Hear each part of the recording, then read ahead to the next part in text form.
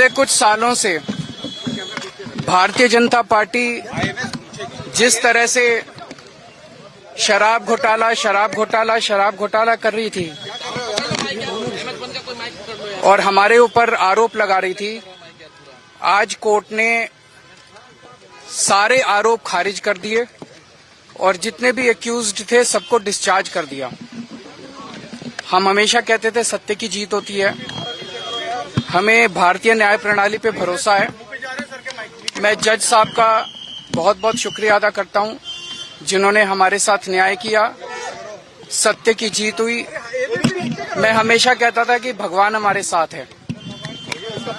मोदी जी ने और अमित शाह जी ने मिलके आजाद भारत का सबसे बड़ा राजनीतिक षड्यंत्र रचा। आम आदमी पार्टी को खत्म करने के लिए आम आदमी पार्टी के सबसे बड़े 5 नेताओं को जेल में डाल दिया गया। यहां तक कि सिटिंग चीफ मिनिस्टर, जो आज तक भारत के इतिहास में कभी नहीं हुआ, सिटिंग चीफ मिनिस्टर को उसके घर से घसीटकर जेल में डाला गया और 6 महीने तक जेल में रखा गया। हमारे उप मुख्यमंत्री मनीष सिसोदिया जी, उनको लगभग 2 साल तक जेल में रखा गया। पूरा का पूरा फर्जी केस था। हमारे ऊपर कीचड़ फेंका गया। 24 घंटे टीवी चैनलों के ऊपर डिबेट चलते थे, खबरें दिखाई जाती थी केजरीवाल भ्रष्ट है, केजरीवाल भ्रष्ट है।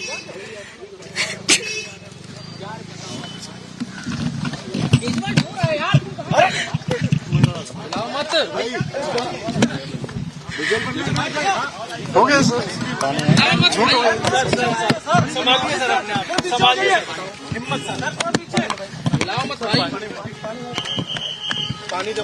केजरीवाल भ्रष्ट नहीं है।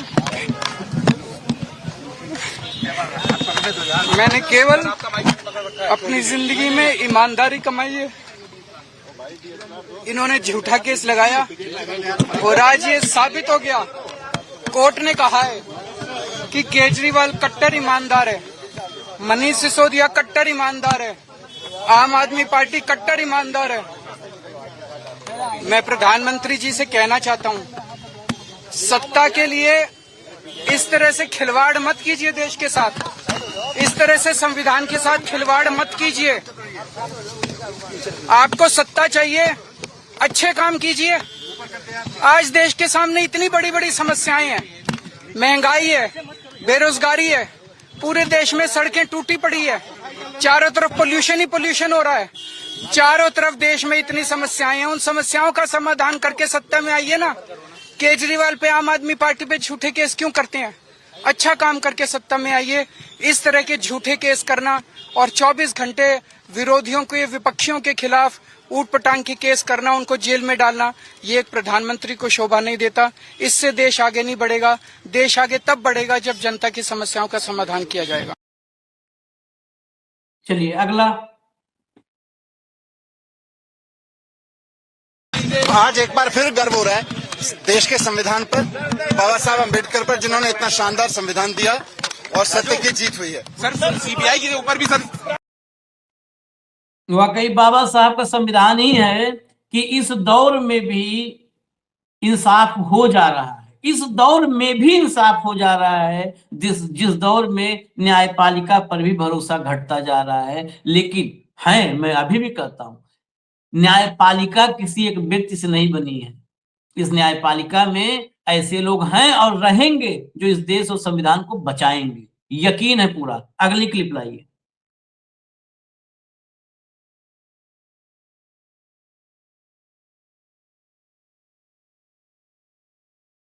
ये घर का है, मतलब जैसे ही पहुंचे देखिए सुनीता केजरीवाल परिवार पूरा सब भावुक ऐसे पल में हो ही जाएंगे। लंबा वक्त जेल में काटा है सबने, बहुत लंबा वक्त जेल में गुजारा।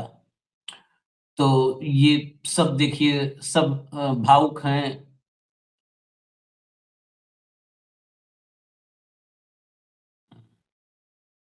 इसके बाद सुनीता केजरीवाल को भी तुरंत सुनवा दीजिएगा। सुनीता केजरीवाल भी मीडिया से बातचीत किया उन्होंने भी, उनको भी सुनवा दीजिए, चला दीजिए। सबसे पहले मैं ईश्वर का धन्यवाद देना चाहूंगी इस दुनिया में चाहे कोई कितना भी शक्तिवान हो जाए, लेकिन ईश्वर की शक्ति के ऊपर नहीं हो सकता। मैं जज साहब का भी धन्यवाद देना चाहूंगी जिन्होंने इतनी हिम्मत दिखाई। अरविंद जी ने पूरा जीवन ईमानदारी से जिया है और उनका एक ही ध्येय है कि ये देश खूब तरक्की करे, लेकिन इन लोगों ने अपने सत्ता के लालच में पिछले इतने सालों से हमारे ऊपर झूठी एलिगेशंस लगाई, हमारे को तड़पाया, हमारे को, अरविंद जी को, उनके साथियों को जेल में भेजा, बहुत कष्ट दिया, लेकिन मुझे विश्वास था कि ईश्वर हमारा साथ देंगे, सच की जीत होगी। मैं अपने उन साथियों का भी धन्यवाद देना चाहूंगी जो इस समय में हमारे साथ रहे। सबका बहुत बहुत धन्यवाद, शुक्रिया। सुनीता जी, आरोप ये लगा था कि भ्रष्टाचार का मामला है और पूरा चुनाव उसी मुद्दे पर लड़ा गया था और सिटिंग मुख्यमंत्री थे जब उनको जेल अब आप लोग ही न्याय दीजिए, बताइए कि किसका भ्रष्टाचार था, सत्ता के लालच का भ्रष्टाचार था या? हेमंत भाई, ये फैसला अच्छा है बुरा है इसकी मेरिट के बजाय इस देश की एजेंसियां अच्छी हैं बुरी हैं, इस देश की एजेंसियां क्या राजनीतिक टूल बन चुकी हैं, इस पर चर्चा होनी चाहिए। आशीष भाई नमस्कार, आपको सारे दर्शक साथियों को भी। देखिए, बहुत एक ठंडी हवा का झोंका जिसको आप कहेंगे, ये वो चीज हुई आज। जिस तरीके का देश के अंदर एक माहौल है, जिस तरीके से मतलब लद्दाख वाले एक्टिविस्ट वांगचुक से लेकर के तमाम लोगों को जेलों में डाला जा रहा है जिस तरीके से, और उसमें एक इतना पॉलिटिकली सेंसिटिव केस। एक बात तो आशीष भाई आज साबित होगी कि अगर सत्ता एजेंसियों के साथ मिलकर, मीडिया के साथ मिलकर किसी को बर्बाद करना चाहे तो बहुत सरलता के साथ कर सकती है। और ये इस जो केस आपके सामने है, ये इसका उदाहरण है। आप मुझे एक बात बताइए, एक सर्विंग मुख्यमंत्री 177 डेज तक जेल के अंदर, संजय सिंह 181 दिनों तक जेल के अंदर, मनीष सिसोदिया 510 दिनों तक जेल के अंदर, के कविता 150 दिनों तक जेल के अंदर, और उसके बाद सत्ता परिवर्तन हो गया भ्रष्टाचार के नाम पर, चुनाव लड़ करके शराब शराब शराब करके भ्रष्टाचार किया और वो सारा लगा दिया और उसके बाद छुट्टी कर दी। सबसे इंटरेस्टिंग बात जो आपने पकड़ी ना, वो साधुवाद आपको, जो अभी तक किसी ने नहीं पकड़ी, ना किसी की समझ में आई। अदालत ने कहा है कि जो आईओ है उसके खिलाफ डिपार्टमेंटल इंक्वायरी की जाए। जो मैं और आपको याद होगा, सैकड़ों बार हम एक बात कहते हैं कि अगर इन एजेंसीज का मिसयूज रोकना है तो अदालतों के पास सबसे अचूक हथियार ये हो सकता है कि जो भी केस गिरे इस तरह का पॉलिटिकली सेंसिटिव केस, और उसमें जो भी कारण हो, उसमें इन्वेस्टिगेटिंग अफसर्स की भूमिका को जरूर जांच कराई जानी चाहिए। तो इसके लिए मैं बाकायदा सैल्यूट करता हूं जज साहब को, जितेंद्र सिंह जी को, जिन्होंने किस तरीके से, आप ये देखिए कि मतलब सरकार का कितना प्रेशर रहा होगा आज की तारीख में, ठीक है ना, उसके बावजूद उन्होंने जिस तरीके से फैसला दिया। और ये आपको याद रखिएगा, 12 तारीख को ये ऑर्डर रिजर्व हो गया था बहस के बाद, आज 15 दिन बाद उसको, अभी तो प्रोनाउंसमेंट चल रही है और ऑर्डर आना बाकी है। लेकिन एक चीज स्पष्ट हो गई है कि जो सीबीआई का आईओ था उसके खिलाफ डिपार्टमेंटल जांच के आदेश होने जा रहे हैं। अब इसके अंदर जो मेन बातें हैं वो मैं बताता हूं आपको। नंबर 1, 23 आरोपी थे, अरविंद केजरीवाल और मनीष सिसोदिया समेत सारे के सारे बरी हो गए। पहली इंपॉर्टेंट बात, आबकारी नीति के निर्माण में कोई व्यापक साजिश या आपराधिक मंशा नहीं थी, यह अदालत का मानना है। यानी कि क्रिमिनल कॉन्स्पिरेसी कोई नहीं थी और किसी तरीके की कोई व्यापक वो नहीं था। अभियोजन पक्ष यानी कि सीबीआई का मामला न्यायिक स्तर पर, न्यायिक जांच के स्तर पर, जुडिशियल स्क्रूटनी जिसको आप कहते हैं, उसमें वो खरा नहीं उतर पाया। सीबीआई ने साजिश की, जो अदालत कह रही है, सीबीआई ने साजिश की एक कहानी गढ़ने की कोशिश की, लेकिन उसका सिद्धांत ठोस साक्ष्यों के बजाय मात्र अनुमानों पर आधारित था। और वो भी देखा आपने किस तरीके से कोलैबोरेट भी नहीं हो रहा है। आपने कहा कुछ, मैंने रजिस्टर कुछ किया और कहानी कुछ और बनी। वो कहानी को जो कंटिन्यूटी होती है वो नहीं आई उसके अंदर। हजारों पन्नों की चार्जशीट में जज साहब ने कहा कि बहुत सारी खामियां हैं और उसमें लगाए गए आरोप किसी गवाह या बचाव से साबित नहीं, बयान से साबित नहीं होते हैं। चार्जशीट में विरोधाभास है जो कथित साजिश यानी कि आरोपी की पूरी थ्योरी को कमजोर करते हैं। ठीक, इससे बड़ी फाइंडिंग्स और क्या होंगी। उसके बाद केजरीवाल का नाम बिना किसी ठोस सबूत के जोड़ा गया है। जब मामला किसी संवैधानिक पद पर बैठे व्यक्ति से जुड़ा हो तब बिना किसी पुख्ता सबूतों के आरोप लगाना कानून के सिद्धांतों के खिलाफ है, ये जितेंद्र सिंह कह रहे हैं जज साहब।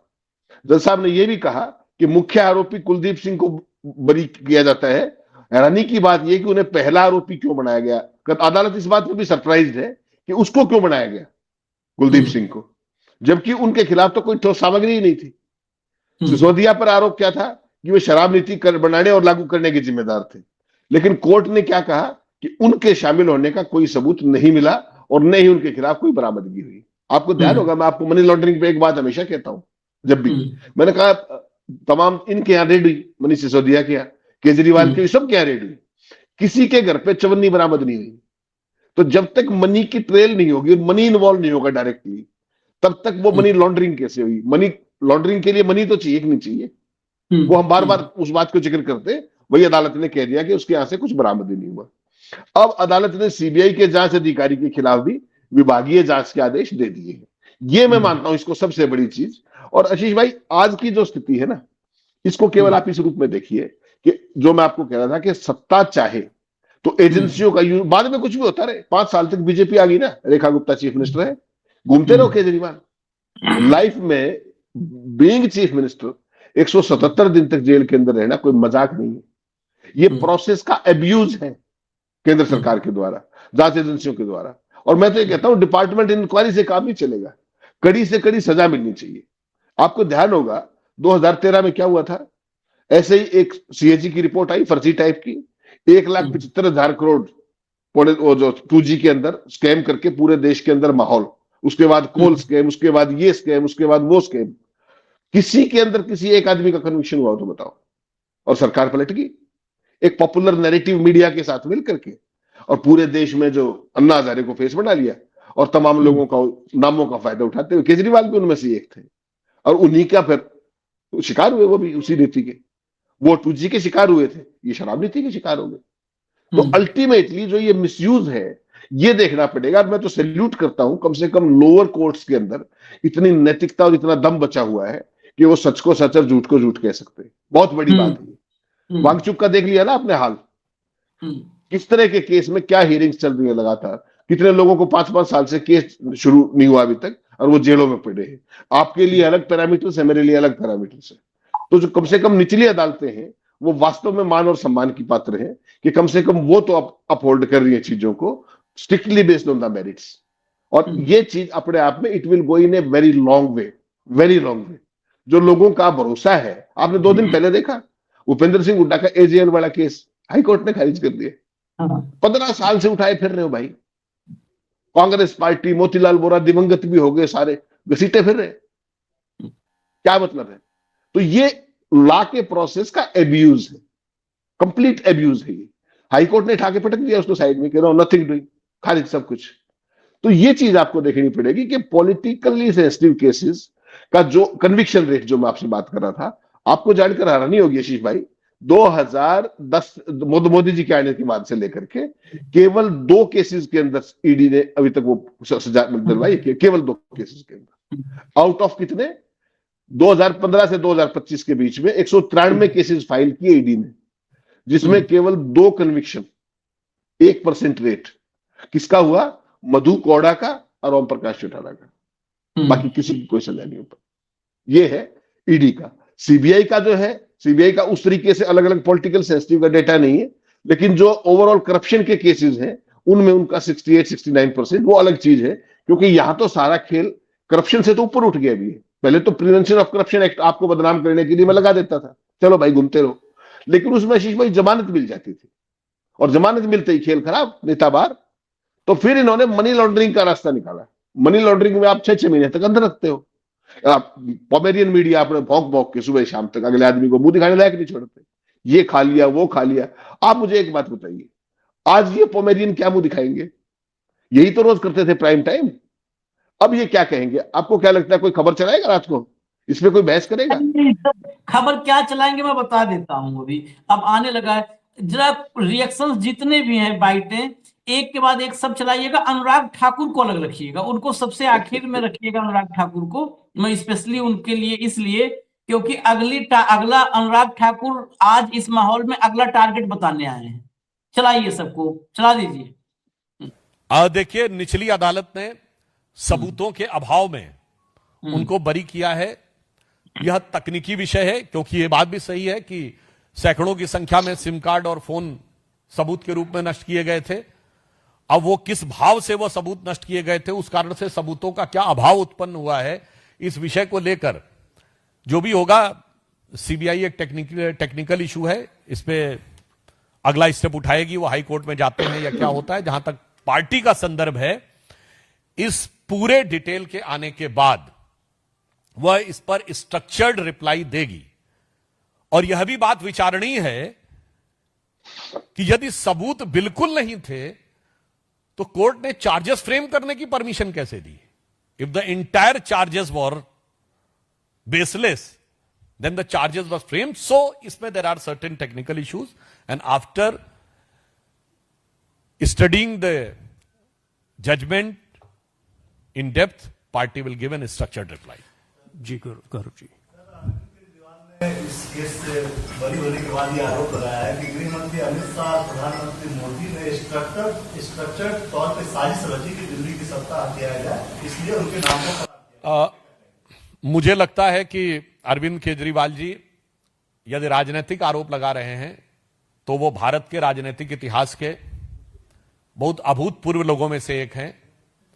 हम लोगों ने 1951 में जनसंघ से बने हुए आज हमें 75 साल हो गए हैं, हमने एक भी दिन कांग्रेस से हाथ नहीं मिलाया, उन्होंने 75 दिन में हाथ मिलाया था। फिर वो छोड़िए, वो बच्चों की कसम खाएंगे और करोड़ों के शीश महल में रह के रेनॉल्ट का पेन लगाएंगे और ऐसा लगेगा हंडिया के अंदर से निकाल के शर्ट पहने हुए हैं, और उसके बाद 3-3 करोड़ के पर्दे रहेंगे घर में। वो सारी बातें अपनी जगह हैं, परंतु जहां तक इसकी बात है तो देश की जनता ने, और वो भारत के इतिहास के ऐसे इकलौते नेता रहे हैं जो सर्वोच्च न्यायालय में आरोप लगाने के बाद माफी मांग चुके हैं। और माफी एक नहीं, अनेक नेताओं से, हमारे नितिन गडकरी जी से, माफी बात करो, माफी अगर मांगा होगा केजरीवाल ने तो आप लोग का कुछ असर हो गया होगा केजरीवाल पर, क्योंकि माफी मांगने में तो आप ही लोग, माफी की पाठशाला, माफी डिग्री कॉलेज, माफी की यूनिवर्सिटी सब आप लोग के पास है। ये माफी, सवाल क्या था कि मोदी साहब ने फंसाया, कांग्रेस से हाथ मिला लिया। अरे मोदी साहब फंसाया, कांग्रेस से हाथ मिला लिया, क्या इन सबसे जो पूछो वो नहीं बताएंगे, उसके अलावा कुछ और बताने लगेंगे। आखिरी कमेंट लेंगे हेमंत भाई से, फिर कार्यक्रम खत्म करेंगे।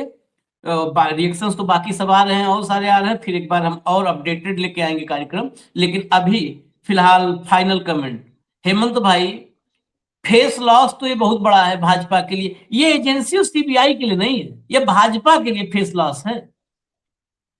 अब सुधांशु त्रिवेदी सुन लिया ना क्या कि टेक्निकल है तो भाव है, तो भाव में अभाव है, अभाव में दुर्भाव है, ये सब आते हैं इसे भारी भरकम शब्द लेकर के। वही है ना कि फलाने पढ़े लिखे बहुत भारी भरकम शब्द, हालांकि इनको शब्दों के मायने खुद नहीं पता होते हैं। अब नहीं, मैं नहीं कहूंगा, बाकी अभी डिग्रियों पे सवाल नहीं करेंगे, अभी नहीं, दूसरे दिशा में चले जाएंगे। ये शब्दों के जाल में उलझाने वाले, इनको माफी डायरेक्ट मांगने में क्या दिक्कत है? ये तो इनका इतिहास है, इनकी आदत है। फिर एक बार माफी मांग ले केजरीवाल से, क्या बुराई है?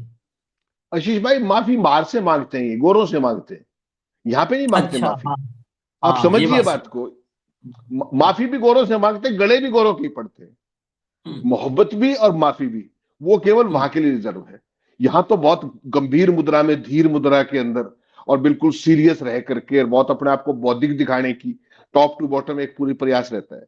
वो जो माफी वाला है और वो सारी चीजें, वो विदेशियों के लिए, गोरों के लिए खासतौर पर। अभी आपने 2 दिन पहले देखा होगा कितना डंका बजा था। एक बड़ी इंटरेस्टिंग चीज, जब आप अभी सारे वीडियोस दिखा रहे थे, तो मेरी एक बहुत बड़े वकील से बात हुई, जिसने अभी जो इस केस को लगातार फॉलो कर रहा था। उसने कहा, मैं कोट एंड कोट कर रहा हूं, कि दिल्ली में ग्रेप वाइन क्या है, ग्रेप वाइन क्या है दिल्ली के अंदर इस फैसले को लेकर के। He says, मैंने मैसेज किया तो उसने कहा कि I think it's a strategic decision engineered by BJP. सोचिएगा, it's a strategic decision engineered by BJP. Rise of Kejriwal will directly hit Congress in Punjab also. Exactly.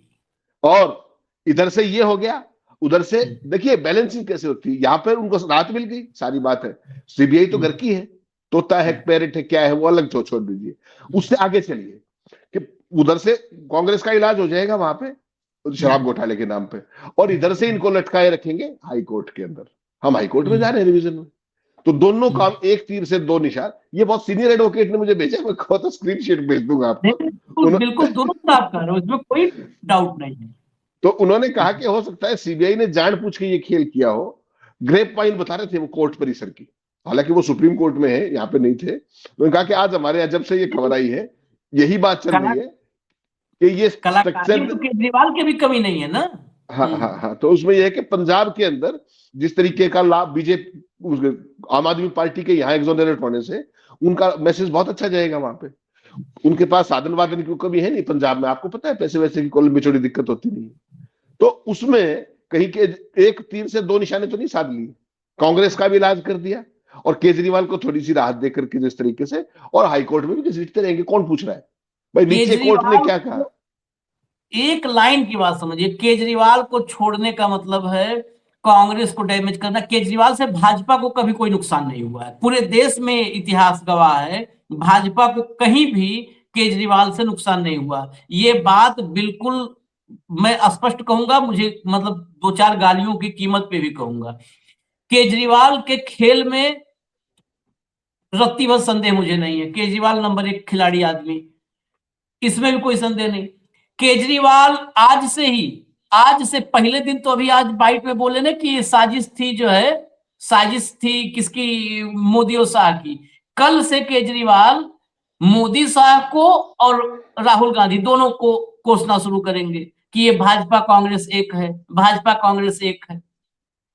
इस पर सोचना पड़ेगा 100% केजरीवाल को। आप अपोजिशन के साथ खड़े हो इंटैक्ट, ममता बनर्जी भी आपको इसलिए कई बार बुलाती हैं, मतलब उनका भी स्नेह आपके साथ है, लालू यादव का भी स्नेह आपके साथ है। आप क्यों फिर खुल करके या तो कांग्रेस के साथ ब्लैकमेलिंग, कांग्रेस को कोसना, ये बंद करके विपक्ष की लड़ाई लड़ो आप ना। वहीं जाओगे जहां कांग्रेस को डेंट करना है, वहीं जाओगे कांग्रेस को डेंट करना है। अभी तो गुजरात भी है भाई, गुजरात भी है, गुजरात में एक्शन में आ चुके हैं। समझिए खेल को भाई, डांट पड़ रही है तो सीबीआई को पड़ रही है ना, डांट पड़ रही है सीबीआई को पड़ रही है। सरकार का क्या, सरकार ने तो कह दिया वी विल, और इतना ज्ञानी वकील दिखाया तो आपने, पूरी दुनिया का सबसे बड़ा विद्वान वकील आपने दिखाया अभी कि अभी तो बहुत सारी लेक्यूनाज है, इसको पढ़ना पड़ेगा और करना। अरे पढ़ लेते हो तो इस देश का ही हाल थोड़ी होता। पढ़ तो नहीं रहे आप, पढ़ते ही तो नहीं हो। ये सारा का सारा खेल जिस तरीके से बताया कि भाई डांट पड़ेगी, सीबीआई को पड़ेगी, तो अमेरिकन मीडिया कुछ दिखाएगा नहीं। शाम को मैं आपको भी चैलेंज कर रहा हूं, शाम को किसी चैनल पे आप मुझे इस पे प्राइम टाइम डिबेट दिखा दीजिएगा, मतलब ही नहीं है। उसमें तो डंका कोई और बजेगा, इजराइल का बजेगा और कोई बजेगा, किस तरीके से भावुक हो गए, वो सारी चीजें आएंगी। तो ये मुझे लगता है कि जो वकील साहब ने कहा वो बहुत गजब की बात कही है कि ये स्ट्रेटेजिकली इंजीनियर्ड किया गया खेल है, और इस पर सारी नजर गुजरात में भी है और पंजाब के ऊपर भी है। दिल्ली का काम तो हो चुका है जो बड़ा था। नहीं, इस इंजीनियरिंग को समझने के लिए बस थोड़ी सी मेहनत करनी पड़ेगी, इंजीनियरिंग समझ में आ जाएगी।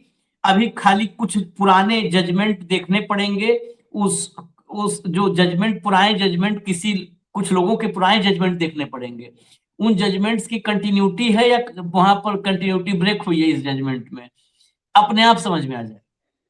बस ये काम अभी कुछ देर में हेमंत जी मैं कह रहा हूँ कि एक बार चेक कर लें, पुराने कई तुरंत मिल जाएगा, पुराने डिसीजंस जमानत पर हो, सब पर हो, वो पैटर्न देखते ही क्लियर हो जाएगा। तो अभी फिलहाल हमें इजाजत दीजिए, बाकी चर्चा हम और लेकर के आएंगे। आप देखते रहिए न्यूज लॉन्चर। और एक निवेदन है, बीच बीच में कमेंट भी आ रहे थे कुछ दर्शकों के, हमने दिखाए भी थे कमेंट कि नोटिफिकेशन नहीं आ रहा है, पूरा चैनल का नाम लिख के सर्च करना पड़ता है तब हम देख पाते हैं।